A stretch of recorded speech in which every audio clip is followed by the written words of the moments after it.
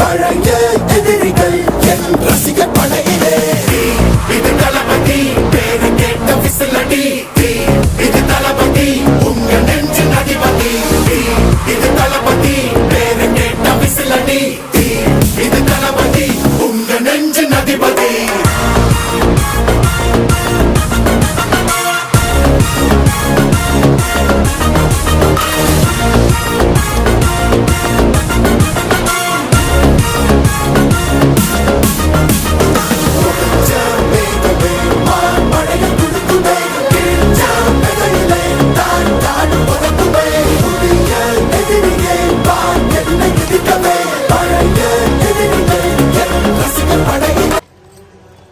వేలెత్తి చూపించే అధికారం అర్హత ఎవరికీ లేవు, నీకు కూడా.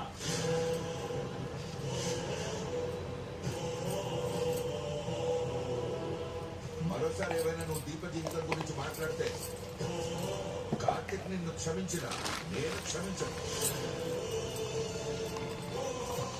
జరిగిపోయింది వదిలేసాను. మరోసారి అంటే ఏం జరుగుతుందో పెద్ద మేడం గారికి తెలియదే. ప్రతిసారి ఇది మూడు జరగడం అనిపించుకోవడం నాకు అలవాటైపోయింది.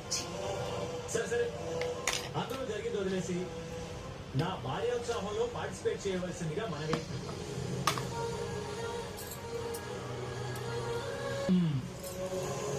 పెద్దమేడ గారు, మీరు తినాలి. తినండి.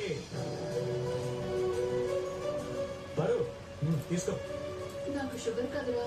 ఒక 2 గులాబ్ జాములు నేను చెప్పినట్టు తింటే ఏం కాదు. తిను. నువ్వు మాయనుడివి.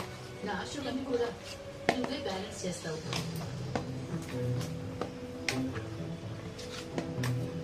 ఏంటి పెద్ద మేడం గారు ఆలోచిస్తున్నారు? తినడానికి కూడా ఏమన్నా ముహూర్తం ఉందా ఏంటి?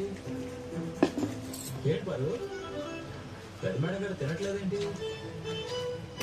మనిషి జీవితం గురించి నేను చెప్పిన దాంట్లో ఏమన్నా తప్పుందా? లేదురా, తప్పేదైనా ఉందంటే అది జోస్నది. నువ్వు అమ్మ మనసుని భార్య మనసుని కాదురా, ఆడదాని మనసుని అర్థం చేసుకున్నావు. ఆ మాటకొస్తే నీ నోట్లో నుంచి వచ్చిన మాట